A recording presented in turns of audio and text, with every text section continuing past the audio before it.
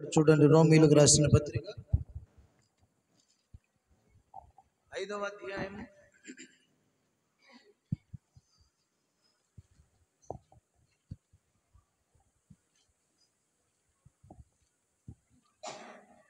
5వ అధ్యాయం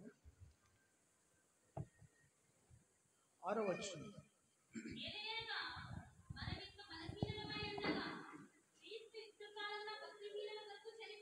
ఒకటి, మనం ఎలా ఉన్నామంటే బలహీనులుగా ఉన్నామంట.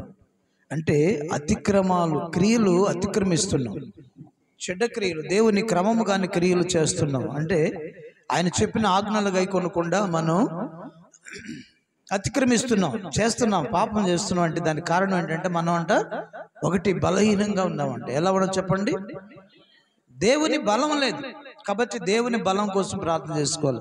ప్రభువా, నీ బలము నాకు, నేను బలహీనంగా ఉన్నాను, ఎంత చెప్పినా వినట్లేదు, ఎంత చెప్పినా నేను సరి చేసుకోలేకపోతున్నాను, ఎంత చెప్పినా నేను టీవీ చూడటం మానట్లేదు, సీరియల్ మానట్లేదు. మారుతున్నారా? ఏది మానట్లేదు కదా. భక్తి లోకమే ఉండాలని కోరుకున్నాం. అది బలహీనత అంటే. కాబట్టి మనుషులు ఎలా ఉన్నారంట? అందరూ బలహీనులు, అందరూ పాపం చేసి దేవుడు అనుగ్రహించే మహిమను పొందలేనట్లుగా 3:23 రోమపత్రికలోనే ఉంది. కాబట్టి మనమంట బలహీనంగా ఉన్నామంట. రెండవది, సరే బలహీనంగా ఉంటే ఏం చేశాడంట? క్రీస్తు యుక్త కాలమున భక్తిహీనుల కొరకు చనిపోయెను. దేవునికి స్తోత్రం. రెండవది, నీతిమంతుని కొరకు సైతం ఒకడు చనిపోవట అరుదు, మంచివాని కొరకు ఎవడైనా ఒకవేళ తెగింపవచ్చును. అయితే దేవుడు మన ఎడల తన ప్రేమను వెల్లడపరుచున్నాడు. ఎట్లనగా మనం ఇంకను, రెండవది మనం ఎలా ఉన్నామంట?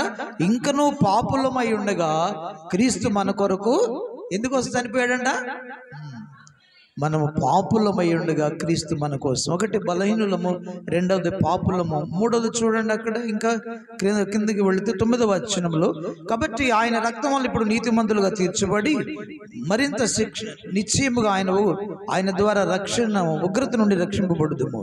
ఏలైనగా శత్రువులమై ఉండగా. మూడోది ఎలా ఉన్నామంట? అది దేవునికి మనందరం శత్రువులుగా ఉన్నామంట. అంటే దేవుని మాట విన్నందువలన ఆయనకు మనం శత్రువులం అయిపోయాం. అంతటి ఆ స్థితికి దిగజారిపోయాం. ఒకటి బలహీనులు, రెండోది పాపులం, మూడోది శత్రువులం. అంత దూరస్తులం అయిపోయాం. కాబట్టి వాళ్ళ కోసం ఏం చేశాడంట? ఆయన యుక్త కాలమున భక్తిహీనుల కోసం చనిపోయాను. క్రీస్తు చనిపోవడానికి కారణం మనం ఆ స్థితిలో ఉన్నందువలన. కాబట్టి మన కొరకు ఆయన, మన అతిక్రమ క్రియల కొరకు ఆయన గాయపరచబడి అని దేవుని లేఖనం సెలవిస్తుంది. ప్రియులారా, మరలా చదవండి యెషయా గ్రంథం. నేను క్లుప్తంగా చెప్పుకుంటూ పోదాం అనుకున్నాను, లేట్ అవుతుంది. 53వ అధ్యాయం. గాయపరచబడెను, దెబ్బలు 39 కొరడా దెబ్బలు తిన్నాడంట. ఎన్ని కొరడా దెబ్బలు? మనల్ని కొట్టాలి కొరడా దెబ్బలు. యేసయ్య మనకు బదులుగా ఆయన కొరడా దెబ్బలు తిన్నాడు. మన అతిక్రమ క్రియలను బట్టి గాయపరచబడను, మన దోషములను బట్టి నలుగొట్టబడను, మన సమాధానార్థమైన శిక్ష అతని మీద పడెను. అతడు పొందిన దెబ్బల చేత మనకు స్వస్థత కలుగుచున్నది. మనమందరము గొర్రెల వలె త్రోవ తప్పిపోతుమి, మనలో ప్రతివాడు తనకిష్టమైన త్రోవను తొలగిను. యెహోవా మనందరి దోషమును అతని మీద మోపెను. స్తోత్రం చెప్పండి. దేవుడే మోపాడంట మనందరి దోషాలందరూ, అన్ని కూడా ఆయన మీద మోపాడంట. నువ్వు మోయిన ఆయన.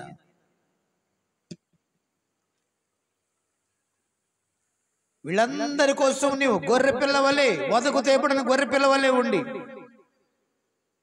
నీవు నీ ప్రాణాన్ని అర్పిస్తే నేను వీళ్ళ దోషాలన్నిటినీ క్షమిస్తానని తండ్రి ఆయన మన దోషాలన్నీ ఆయన మీద మోపాడంట. దేవునికి స్తోత్రం. కాబట్టి ప్రభునందు ప్రియులారా, ఆయన మేకులు ఊడదీసుకోలేకపోవటానికి గల కారణం మన అతిక్రమ క్రియలు క్షమించబడాలి, మనం నిర్దోషులుగా చేయాలి. 11వ వచనంలో కూడా అదే మాటలు ఉంటాయి చూడండి. 11, 10 వచనం, 11 వచనం. 53:11 అతడు తనకు కలిగిన వేదనను చూచి తృప్తి నొందును.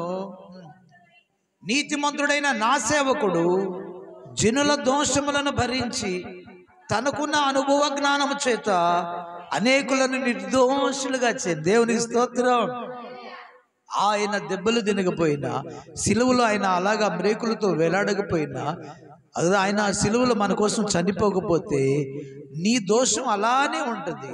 నీవు దోషివి, నీవు శిక్ష అర్హుడవు అనేటువంటి ఆ స్థితి, ఆ నేరం మన మీద అలానే ఉంటుంది. ఇప్పుడు ఆయన సిలువలో మరణించి ఆ శిక్షనంటే కొట్టివేశాడు, ఎత్తివేశాడు. నీవు పొందవలసిన శిక్ష, నిత్య నరకానికి వెళ్ళవలసిన మనలను సిలువలో యేసయ్య నిత్య నరక యాతనలు అనుభవించి ఆరని అగ్నిగుండము నుంచి మనల్ని యేసయ్య తప్పించాడు. దేవుని స్తోత్రం. కాబట్టి ప్రభునందు ప్రియులరా, లోకానికి వెర్రితనంగా ఉంది, వాళ్ళకు తెలియదు కాబట్టి వెర్రితనంగా ఉంది. అన్ని తెలిసిన మనకు కూడా క్రీస్తు సిలువ వెర్రితనంగానే ఉంది కదా. వెర్రితనంగా ఉందా లేదా? ఒక ఆయన అంటాడు, ఏందమ్మా లెంటు ధ్యానాలు అంటాడు, పెంతుకొస్తాయన. మన ఏమనాలో నాకు అర్థం కాదు. ఇదేమన్నా ప్రార్థన లేకపోతే ఏమన్నా డాన్స్ పార్టీ? లెంటు ధ్యానాలలో ఏమన్నా డాన్స్లు వేస్తున్నారా? మరి వాడికి ఎందుకు వెర్రితనంగా ఉంది?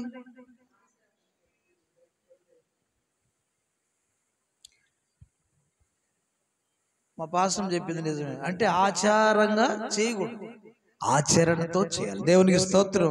అంటే మార్చుకొని చేయాలి, మనసు మారి.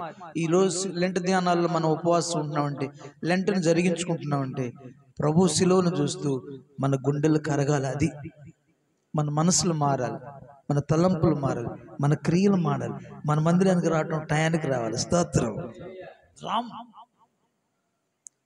మందిరానికి ఎలా రావాలి? పనులన్నీ పెందలకడ ముగించుకొని ఫస్ట్ రావాలి. దేవుని స్తోత్రం. అవి క్రియలు అంటే అవే. ఏమైనా ప్రియులరా, కాబట్టి ఆయన మేకులు ఓడి తీసుకుంటే మన శిక్ష మనకే ఉంటుంది. మనం నరకానికి వెళతామని ఆయన ఓడి తీసుకోలే మేకులు. అలానే మన కోసం సిలువలో తన ప్రాణాన్ని, ఆ శ్రమనంతా భరించి, ఆ వేదనంతా భరించాడు. యేసయ్య వేదన పడుతుంటే తండ్రి ఏం చేస్తున్నాడంట? యేసయ్య వేదన పడుతూ ఉంటే తండ్రి ఆనందిస్తూ ఉన్నాడు. స్తోత్రం చెప్పండి. ఎందుకంటే నా కుమారుడు నా పిల్లల దోషమంతా భరించి, ఆ శ్రమనంతా ఓర్చుకుంటూ, నేను చెప్పిన మాట విని ప్రజలందరి కోసం ప్రాణం ఇస్తున్నాడు, నా ప్రజలందరినీ రక్షిస్తున్నాడు నా కుమారుడైన యేసయ్య అని ప్రభు దేవుడు సంతోషిస్తూ ఉన్నాడు, ఆనందిస్తూ ఉన్నాడు. ఒక ప్రక్కనేమో వేదన, కుమారుడు చనిపోతుంటే, ఒక ప్రక్కన లోకాన్నంతా రక్షిస్తున్నందుకు మహా సంతోషం. దేవునికి స్తోత్రం. కాబట్టి ప్రియులరా, మన కోసం ఆయన సిలువను గుర్చిన వార్త నశించే వారికి వెరితనంగా ఉంటుంది.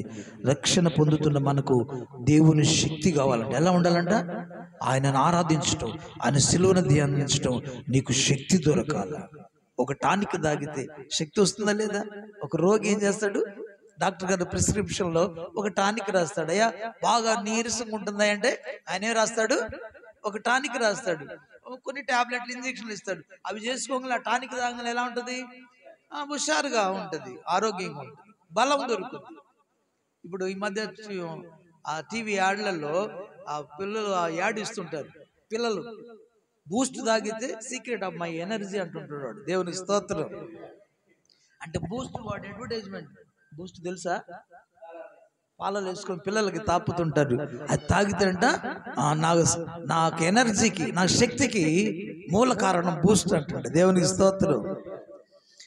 ఆ బూస్ట్ తాగంగానే పిల్లలకి బలం వచ్చిందని అర్థం. అలానే ప్రభునందు పిల్లలు సిలువను ధ్యానిస్తే, సిలువ వైపు చూస్తే ఏమి రావాలి? స్టామినా ఏం రావాలి? బలం రావాలి, శక్తిని అందుకోవాలి. బలవంతులుగా మనం ప్రభు కోసం సాక్షులుగా జీవించాలి. అయ్యా నా కోసం నీవు మరణించి నాకు జీవాన్ని ఇచ్చావు, నా కోసం మరణించి నా పాపాలు క్షమించావు, నా కోసం మరణించి నరకం తప్పించావు. కాబట్టి అనేకులను నేను కూడా శక్తిని అందుకొని అనేకులకు క్రీస్తు సువార్తను చెప్పి అనేకులను నీ దగ్గరికి నడిపిస్తానయ్యా అని ఆ ఆత్మ సంబంధమైన బలం రావాలి, కానీ శరీర సంబంధమైన బలం మనకు అవసరం. శరీరం వర్ధిల్లుతున్న కొద్దంట ఆత్మీయతలను దిగజారిపోతున్నావు అని అర్థం. శరీరాన్ని నల్లగొట్టాలి. స్తోత్రం. పౌలు గారు అంటాడు, ఏమంటాడంటే, ఈ ఒకరికి ప్రకటించిన తర్వాత నేను భ్రష్టున్నైపోతానని నా శరీరాన్ని నల్లగొట్టుకుంటున్నాడంట. దేని చేత? రాయి చేతనా? రాయి తీసుకొని కొట్టుకుంటున్నాడా? అటు పిచ్చోళ్ళు అనుకుంటారు. స్తోత్రం. ఉపవాసం చేత, దేవుని భక్తి చేత, ఉపవాసం చేత, ధ్యానం చేత శరీరాన్ని నల్లగొట్టుకుంటూ దాన్ని లోబరుచుకుంటున్నాడు. స్తోత్రం. ఉపవాసం అంటే నీ శరీరం నీ మాట వింటది, నీ ఆత్మ నీ మాట వింటది. ఆత్మ మాట నీ వింటావు. లెమ్మంటే లేస్తుంది, శరీరం మోకరించమంటే మోకరిస్తుంది, లేకపోతే శరీరం అంటూ ఉంటుంది, అబ్బా ఇప్పుడేం లేస్తావులే, బాగా నిద్ర టైం అయితే ఏనేదో లేపుతున్నాడు, పండుకో అంటూ ఉంటుంది. శరీరం ఏమంటుంది? నీ మాట వినదు. ప్రార్థించే సమయంలో ప్రార్థించనివ్వదు, మందిరానికి వచ్చే సమయంలో మందిరానికి రానివ్వదు. నీ మాట వినకుండా తన మాట నీవు వింటావు. దేవుని స్తోత్రం. కాబట్టి నలుగొడితే ప్రియులారా, ఉపవాసం చేత, భక్తి చేత, ప్రార్థన చేత నువ్వు నలుగొట్టుకున్నావు అనుకో, దీన్ని పెరగకుండా నల్లగొట్టాలి. అప్పుడు నీ మాట వింటది నీ శరీరం. నువ్వు చెప్పినట్టు, నీ ఆత్మ చెప్పినట్టుగా నీవు దేవుని మాట వినగలుగుతావు. దేవునికి ఆత్మఫలాలు ఫలించగలుగుతావు. దేవునికి స్తోత్రం. కాబట్టి సిలువ మనకు వెర్రితనంగా ఉండకూడదు, మనకు బలం దొరకాలి. ఆత్మ బలం, ప్రార్థన బలం, విశ్వాస బలం, పశ్చాత్తాప బలం, ఇంకా అన్నిటికంటే అయ్యా నా కోసం చనిపోయావా అని నిన్ను నీవు తెలుసుకునేటువంటి, పశ్చాత్తాపడేటువంటి, కన్నీరు గార్చేటువంటి బలం మనకు దొరకాలి కదా. నీకోసం ఒకళ్ళు చనిపోతే నీకు ఎలా అనిపిస్తుంది? చిన్న కథ చాలాసార్లు చెప్పుంటాను మీకు. ఇద్దరు అన్నదమ్ములు ఉన్నారు. ఒక అతను చక్కగా చదువుకున్నాడు, ఒక అతనేమో చదువుకొని లాయర్ అయ్యాడు. రెండో తమ్ముడేమో తాను చదువుకోకుండా చెడ్డ స్నేహాలు చేసేవాడు, జులాయిగా తిరిగి రౌడీ అయిపోయాడు. వాడు చిన్న చిన్న పనులు ఇక గొడవలు చేస్తా పొద్దాక చెరసాలకు వెళుతూ ఉన్నాడు. అన్నయ్య మాత్రం ఒక ఉన్నతనంలో ఉన్నాడు కాబట్టి, ఒక స్టేజీలో ఉన్నాడు కాబట్టి, లాయర్ అయ్యాడు కాబట్టి పదే పదే చిన్న చిన్న గొడవలను చెరసాలలో వేస్తే విడిపించుకోవడం, పోలీసులు పట్టుకు వెళితే విడిపిస్తా ఉన్నాడు. ఒకసారి అంట ఇక స్నేహితులతో కలిసి ఒక ఇంటికి దొంగతనాన్ని కూడా వెళ్ళాడంట. ఆ రాత్రిలో ఆ యజమానుడు లేచినప్పుడు ఇతనే తన చేతిలో ఉన్న కత్తితో యజమానుని రక్షించుకుందామని పెనుగులాటలో ఆ యజమానుడు కత్తి తగిలి చనిపోయాడు. పారిపోతా ఉన్నారు ఇంక అందరూ. ప్రియులారా గమనించండి, ఆ వాళ్ళ పోలీసు కేసు వెంటనే ఆ ఫోన్ చేస్తే వాళ్ళు ఏం చేశారు? పోలీసులు వెంట పడుతూ ఉన్నారు. ఇక తప్పించుకోవడానికి స్కోప్ లేక అన్నయ్య దగ్గరికి ఇంటికి వచ్చాడు. అన్నయ్య ఇంటికి వచ్చి ఇక డోరు కొట్టాడు. డోరు కొట్టేలకి వస్త్రాల నిండా రక్తం మరకలు, చేతిలో కత్తి ఉంది. ప్రియులారా గమనించండి, ఈ విధంగా ఆయన ఇంటికి వస్తే ఆ అన్నయ్య బిత్తుడిపోయాడు, స్టన్ అయిపోయాడు. ఏంట్రా ఏం చేసావు? అన్నయ్య ఇలాగా పొరపాటు అయిపోయింది, ఒకడిని పొడిచాను చచ్చిపోయాడు, నన్ను కాపాడు అన్నయ్య అంటాడు. స్తోత్రం చెప్పండి. ఏమంటున్నాడు? నన్ను ఈ ఒక్కసారి కాపాడు అన్నయ్య. అసలు చేయాల్సిందే నరహత్య చేసావు, ఇక నిన్నెవరు కాపాడుతారు? ఈలోపు విజిల్స్ వినపడతా ఉన్నాయి, పోలీసులు విజిల్స్. ప్రియులారా గమనించండి, ఆయన చేసేది లేక ఇక ఆయన ఆలోచన చేసి, నీవు ఇలా చనిపోతే నరకానికి వెళతావురా, కాబట్టి నేను ఒకవేళ చనిపోతే, ఈ క్షణంలో చనిపోతే నేను దేవుని దగ్గరికి వెళ్తాను, నువ్వు ఇలా పాపంలో చనిపోతే నరకానికి వెళతావు అని చెప్పేసి అతని వస్త్రాలు ఇతను వేసుకుని, ఇతని వస్త్రాలు అతనికి రక్తంతో ఉన్నటువంటి వస్త్రాలు అన్న వేసుకున్నాడు. ఇతను మంచి వస్త్రాలు తమ్మునికి ఇచ్చాడు. ఈలో పోలీసులు రాని వచ్చారు. చేతిలో కత్తి ఉన్న అన్నయ్యని, రక్తపు వస్త్రాలతో ఉన్న ఇతన్ని పట్టుకొని వెళ్ళి చెరసాలలో వేశారు. చెరసాల అధికారి కదా, జడ్జి గారు న్యాయం తీర్చి ఇతనికి మరణశిక్ష వేశారు. ఎవరికి వేశారు? ఎవరికి వేశారు? ఎవరికి పడాలి మరణశిక్ష? తమ్మునికి వేయవలసిన మరణశిక్ష అన్నయ్యకి ఆ జడ్జి గారు మరణశిక్ష వేశారు. అప్పుడు లాస్ట్ కోరిక ఏంటంటే మా తమ్ముడిని ఒకసారి పిలవండి. అప్పుడు తమ్ముడిని పిలిస్తే లాస్ట్లో చెప్తున్నాడు, నేను ఇలా చనిపోతే నేను పరలోకాన్ని దేవుడు నీ కోసం చనిపోతాను. ఎవరి కోసం చెప్పండి? ఎవరి కోసం అంట? చేసింది నువ్వు శిక్ష, చనిపోతుంది నీ కొరకు నేను. కాబట్టి నేను ఇలా నీ కొరకు చనిపోయినా నేను పరలోకానికి దేవుని దగ్గరికి వెళతాను. నువ్వు పాపములో ఉండి చనిపోతే దేవుని దగ్గరికి రాలేవయ్యా, ఇకనైనా నీ మనసు మార్చుకొని రక్షణ పొందమని తనకు ఆ నిమిషంలో సువార్త ప్రకటించాడని. అయితే తమ్ముడు కేకలేస్తున్నాడు, అయ్యో మా అన్నయ్య నేరం చేయలేదయ్యా, చేసింది నేనయ్యా, నన్ను చంపండి అనే చెరసాల్లో కేకలేస్తున్నాడు. కానీ అలాగా కుదరదని తీర్పు ఇతనికి ఎదిర్చి ఇతన్ని ఉరిదీశారు. అతను చనిపోతుంటే తమ్ముడు ఆ చనిపోవటాన్ని, అన్నయ్య ఉరి తీయబట్టాన్ని చూసి గుండెల్లో కరిగిపోయిన, అయ్యో నాకు బదులు మా అన్నయ్య చనిపోయాడు. ఎవరంట? నీకు బదులు ఎవరు చనిపోయాడు? మీ అన్నయ్య. మీకు బదులు ఎవరు చనిపోయాడు? మీ అన్నయ్య. అన్నయ్య అన్న మీకు? యేసయ్య మన అన్నయ్య కదా, మన స్నేహితుడు, మన దేవుడు, మన అన్నయ్య కదా. ఎవరంట? యేసయ్య. చేసిందేమో దొంగతనం నువ్వు, నేను పాపం చేసింది నువ్వు నేను, కానీ ఎవరు చనిపోయారు మన కోసం?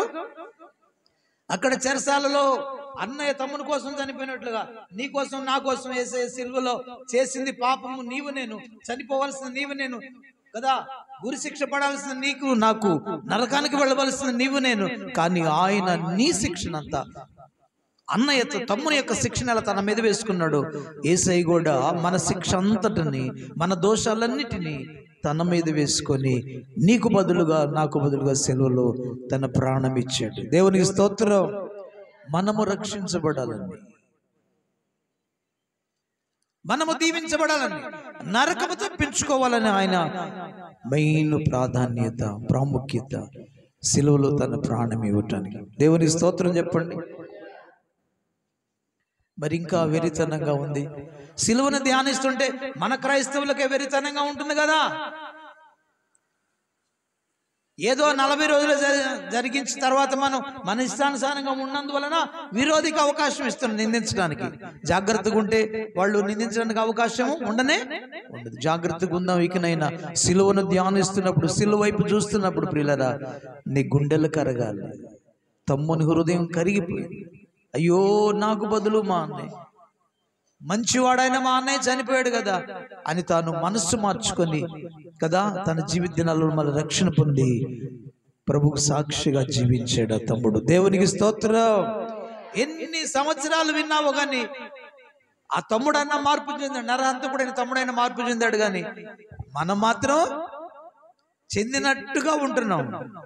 ఇంకా మనసు అన్ని మార్చుకోవాలి ప్రభు దగ్గర. దాగలేము ప్రియుడా, దాగలేము. నీ నడక తెలుసు, నీ పడక తెలుసు, నీ కూర్చుండటం తెలుసు, నీవు లేవటం తెలుసు. ఇవన్నీ తెలిసిన దేవుడు నీ ప్రభువు. దేవునికి స్తోత్రం. ఆయన సిలువను ధ్యానిస్తున్నప్పుడు నీ గుండెలు కరగట్లేదా? పశ్చాత్తాపం రావట్లేదు? ఒక్కరికి కూడా కన్నీటి ప్రార్థన రావట్లేదు? ప్రభువా నా కోసం చనిపోయావని ఏనాడైనా ఏడ్చి ప్రార్థన చేసావా? ఏదో ధ్యానిస్తున్నావు కానీ ప్రియులరా, ఇక్కడ గమనిస్తే నాకు సమయం ఇంకా చాలలేదు. మనం చదువుకున్న లేఖన భాగం యేసు ప్రభు వారు వాపోతున్నాడు. లూకాసు వార్త 23:31 ఆ ఒక్క వచనం చదువమ్మా, నేను చూపించి ముగిస్తాను.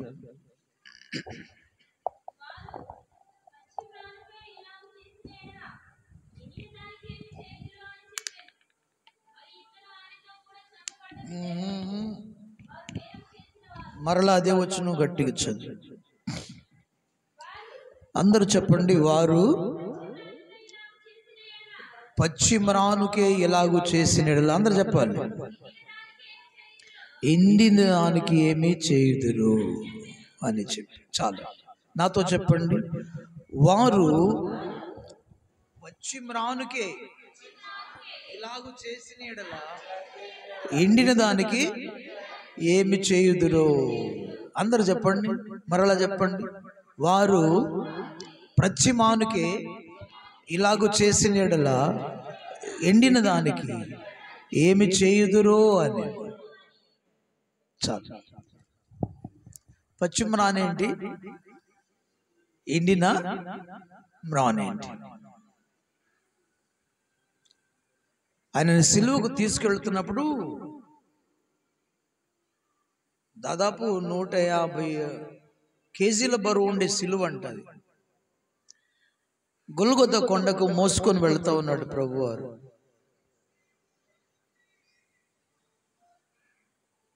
వెళుతున్నప్పుడు ఆ మార్గంలో ఉన్నటువంటి స్త్రీలందరంట ఏడుస్తూ ఉన్నారంట. ఏం చేస్తున్నారు చెప్పండి, చెప్పండి, ఏం చేస్తున్నారు? ఎలాగ ఏడుస్తున్నారు?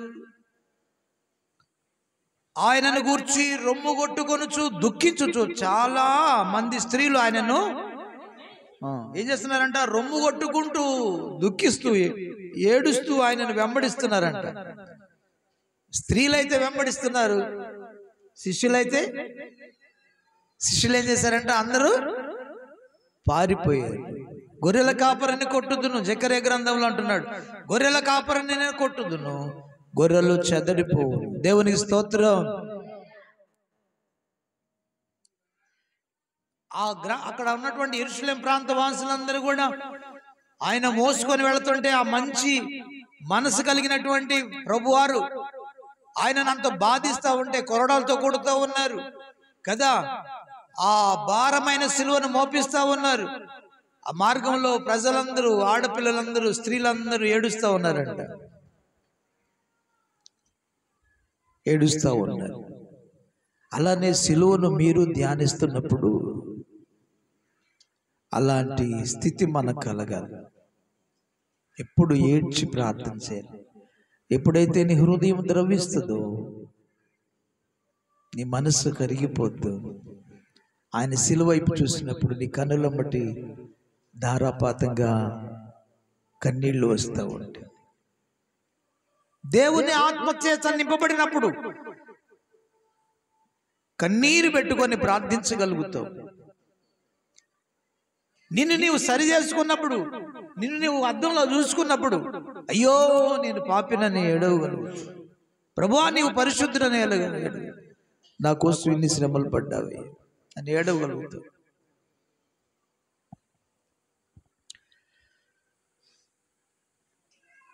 ప్రియులరా, దుఃఖిస్తున్నారు స్త్రీలు, ఏడుస్తూ ఉన్నారు, రొమ్ము కొట్టుకుంటున్నారు, రోదన చేస్తా ఉన్నారు, ప్రభువా యేసయ్యా ఎవ్వరు విడిపించేవారు లేరని. అప్పుడు ప్రభువారు అంటున్నాడు, అమ్మా ఆయనకి ఏమన్నా బాధ ఉందంటారా? శారీరకంగా బాధను అనుభవిస్తున్నారు కానీ ఆత్మీయంగా, ఆత్మలో బలవంతుడుగానే ఉన్నాడు. కాబట్టి 150 కేజీల బరువు కలిగిన మ్రానును కదా, సిలువను మోసుకుంటూ గొల్గొతా కొండకి నడుచుకుంటూ వెళుతున్నాడు. శరీరం ఏమో బలహీనంగానే కనిపిస్తుంది, కొట్టి కొట్టి కదా, కొరడాలతో కొట్టి ఎంతగానో బాధిస్తూ ఉన్నారు. అయినా ఆత్మలో మాత్రం బలవంతుడిగానే ఉన్నాడు. స్తోత్రం. నీవు కూడా అలానే ఉండాలి.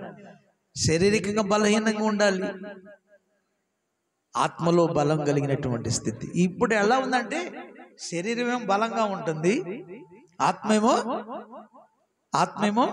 ఆత్మలో బలమే లేదు. ఆత్మలో బలం అంటే క్రమశిక్షణ ఉంటుంది. ఆత్మలో బలం అంటే జయిస్తాం అన్నిటినీ, ఆశలను, శరీరాశ, నేత్రాశ, జీవుడు అన్నిటినీ జయిస్తాం.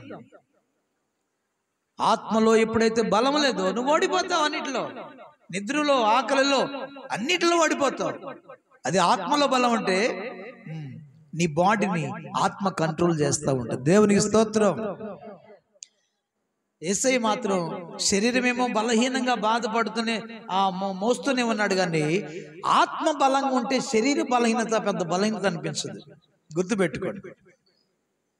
ఆత్మలో బలం ఉంటే శరీరం ఎంత శుష్కించినా నీకేమో ఏం బాధ, అసలు నీకు నొప్పి తగలదు.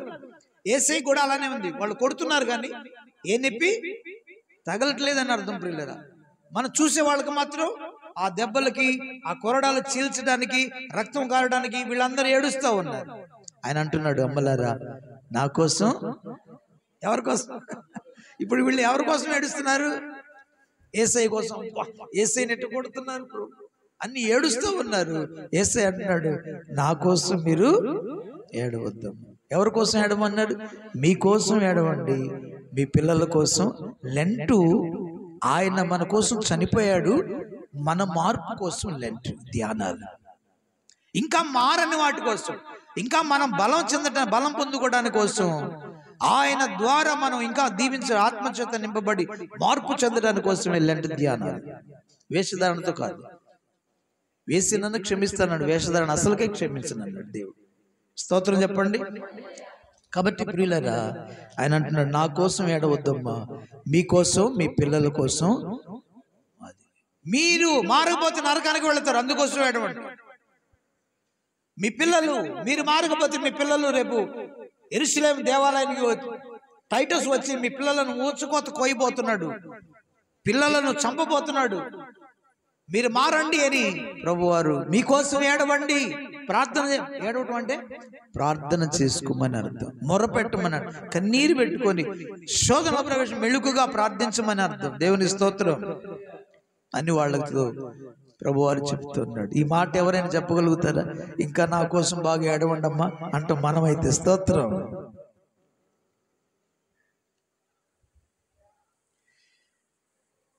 ఆ సమయంలో ప్రభువారు వాళ్ళని ఓదారుస్తూ ఆయన అంటున్న మాట ఏంటంటే, పచ్చిమ్రానుకే ఇలా చేశారు, ఎండిన దానికి ఏం చేస్తారో అంటున్నాడు.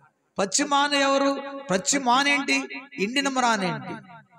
ఏం చేశారు పచ్చిమానికి, ఎండిన మానుకి ఏం చేయబోతున్నారు అనే విషయాన్ని నెక్స్ట్ వీక్ ధ్యానించుకుందాం. సమయం లేదు, నేను కూడా 1 గంట క్లోజ్ చేయాలన్న ఆశ ఈరోజు నెరవేర్చుకుంటా. దేవునికి స్తోత్రం. గట్టి చెప్పండి హల్లెలూయా. ఈ విషయాన్ని నేను నెక్స్ట్ వీక్ మనం ధ్యానించుకుందాం. ప్రభు మనకు జీవాన్ని ఇస్తే, మీరందరూ ఇస్తే, మీరు కూడా బ్రతికి ఉంటే, నాకు కూడా ఆయుష్ని ఇస్తే, పని ఇస్తే, ఆ విషయాన్ని ధ్యానించుకుందాం.